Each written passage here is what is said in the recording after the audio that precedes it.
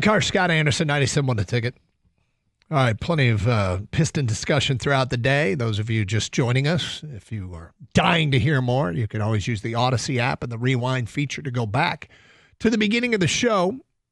And we'll get back to the Pistons before the day is done, but use that feature if you want to rewind. You can listen to this show and all the shows here on 97.1 The Ticket anytime, anywhere with the Odyssey app. You can also stream to our website where Champ and Chump are posted. 971theticket.com is that website. And that link has been tweeted out to Champ and Chump. If you want to see if your candidate won Champ or Chump of the weekend, follow the link at DunGator971. Also streaming with video like we will Thursday night for the draft. Two places, youtube.com and twitch.tv. Go to both those websites, youtube.com and twitch.tv. There is a search bar, and in said search bar, you type in 971 the ticket, and you will get the stream with us. So participate in the streaming chat on both those sites.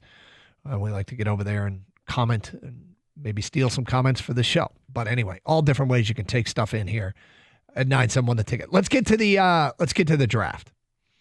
So Birchie Kid did a story with Daniel Jeremiah on our website, 971theticket.com, about what could be a dream scenario for the Detroit Lions. And I want to know what you think of this scenario.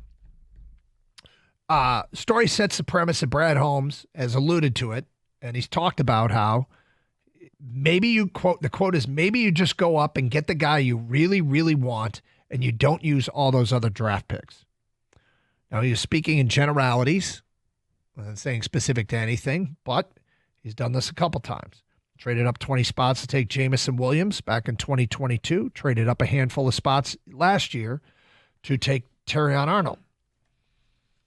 So the question becomes, is that in the cards again this year? Could they trade up? Daniel Jeremiah says, quote, it's just they would have to be in love with one of those edge rushers to do that. To me, with the sheer number of them in the draft, I think you would maybe be a little bit more patient, but hey, I'll give you the dream scenario. Jalen Walker. Everybody freaks out because he's kind of a tweener, and he starts to drop a little bit, and he gets outside the top 10.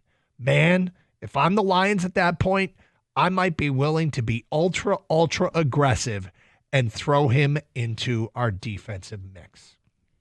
Story goes on to say, Walker's projected to go well before the Lions are on the clock, so this is indeed a dream scenario. But he could slide if enough teams aren't sold on where he fits in an NFL defense.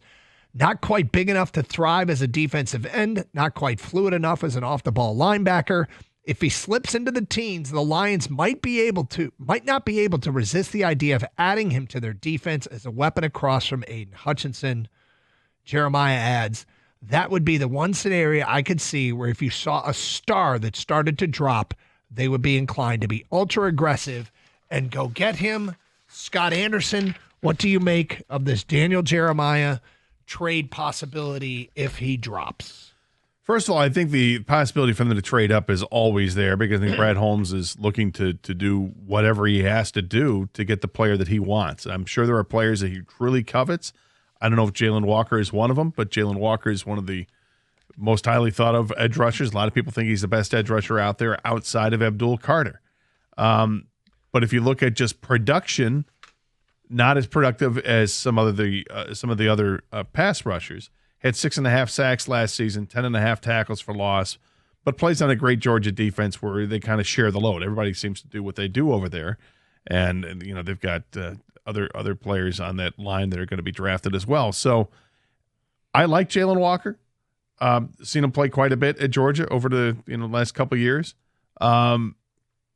Is he a guy that I would? I mean, it depends on how high you have to move up. I'm not going to move up. I don't think I want to move up in the top 15 to take him. But if he starts getting there outside the top 15, then I'm going to it's going to pique my interest. And I think there are a number what he has to say though in this article is there's lots of edge rushers out there.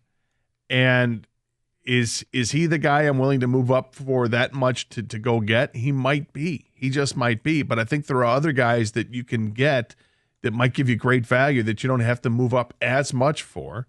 And there's still going to be guys that you don't have to move at all. And you can land at 28. But it all depends what they're thinking in Allen Park, what they're draft board says to them. Who's on the top of that draft board? Is it Abdul Carter? Is it Jalen Walker next? Where does Ezeraku fit on that? Where does Mike Green fit on that? And is he not a fit at all because Mike Green's got the off-field sexual assault allegations against him that clearly the Lions don't want anything to do with that. So, everybody's got to do their own due diligence on this, but there are players that have great production like Ezeraku and Mike Green, and there are players that have just the look like they should be a great defensive end, and one of them is Jalen Walker, and then you got Shamar Stewart being another one. There's lots of names out there, and I could absolutely see the Lions trading up. Well, let's start with Jalen Walker as a player. I think it's funny when you hear he's a tweener, and at Georgia he played inside linebacker, he played outside linebacker, he played edge rusher. You can look at it and say he has no defined position and not sure where he fits. I think the Lions tend to look at these things and say, he's actually versatile. Yeah. We can use him all over the place. We're not going to put him in a box and just say, because we need an edge rusher, we're going to make you play edge rusher. We're going to move you around, and we're going to take advantage of your skill set. At least that's what they did under Aaron Glenn, and there's no reason to believe that Kelvin Shepard's going to change a whole lot as defensive coordinator, and I imagine that edict starts at the top with Dan Campbell. I think he'd have to probably drop pretty damn far because I feel like letting the board play out, I don't know who they really love and they don't. If we go on their history, it wouldn't shock me. Kang, I'll let you make this point about guys that you think it's possible they aren't even on your board, and you brought it up today, and I think you might be right when it comes to the edge rusher position and players they might not even consider. Yeah, trying to get inside the head of Brad Holmes is dangerous, but we try to do it anyways, right? Because it's draft talk. We love talking draft. But if I were to try to get inside that Lions draft room, I would think that it's a possibility that a guy like James Pierce Jr. might not be on their board for a couple of reasons. One, he doesn't really set the edge and stop the run. I think the Lions are looking for defensive linemen that can keep on the field as much as possible with versatility, okay? Just not one skill set, Also, there is talks about work ethic with him, right? And just how much does he love football and things like that. I think those are the big things the Lions lean on. Another edge guy, Mike Green, you had brought up with the allegations. Nothing's come from them at all, but they are there. They'll do their due diligence, but I feel like this new regime is pretty squeaky clean on things like that, especially those type of allegations. Two guys that we've talked about a lot in this show, people bring up all the time, that might not even be on their board. So, things to look at. If those guys go ahead of the Lions, that drops down guys that they probably like maybe a little bit more. If you start talking in those terms, if it's possible, and it is possible, but if you're trying to put together an edge rusher board and you take away Mike Green and James Pierce and just say they're not starters, and we had that quote yesterday in that story of The Athletic with the unattributed quotes where scouts and coaches would speak on players, kind of off the record stuff. And one of them from one team said, we don't even talk about James Pierce Jr. Now, could that be the Lions? Because they don't like his attitude. Yep. Yep. It could be. It could very well be. It starts to thin out the edge rusher crowd if you start crossing names out. Sure it does. And if you want to go ahead and cross out James Pierce or Mike Green, you can go ahead and do that. I get careful though when Mike Green, you have to obviously you got to do your due diligence. Yeah, you got to know what you the got to know story what's is. going on with the background there, because if the guy's got the sexual assault allegations, if they're true, you want nothing to do with it. At least that's what the Lions have kind of proven. But if they find out that this is nothing to it, what Mike Green is an incredibly productive defensive end. It's not just the sack total that wows you. I think he had 80 tackles last year. That's a ton of production. It's way more production than these other guys, with the exception of Ezeraku. Ezeraku and Green are like the same player.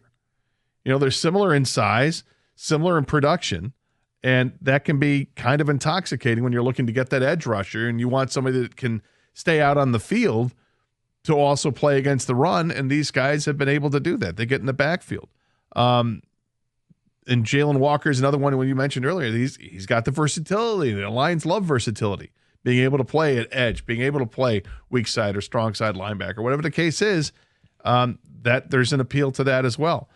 And then you start to look at are they going to have to do the edge rusher at 28 that they go and get that guy, or do they wait for edge rusher in the second round? Do they value something else in the first round? Do they value the offensive lineman more? Do they value, Nick Emanwari, the safety more because of what he can bring to the table? What happens if Will Johnson starts to slip?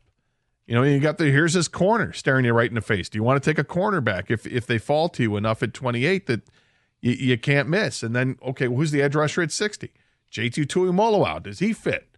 Because this is a guy who had a ton of tackles for loss last year. I think 21 and a half tackles for loss last season to go with 12 sacks. It's productive beyond just getting the quarterback sack. It's being able to be that's the Lions' love, and Brad Holmes keeps saying he wants players. He doesn't want to just say edge rusher. He wants football players, and there are plenty of them to be had. If you want to trade up, go ahead, or if you want to just stay where you're at, you can find them. Well, there is a trade rumor out there, and as always, how does it impact us? Is it possible that we could be involved? We'll get to that today at 12:48. By we, I mean the Detroit Lions. It is Karsch and Anderson here on 97.1 The Ticket.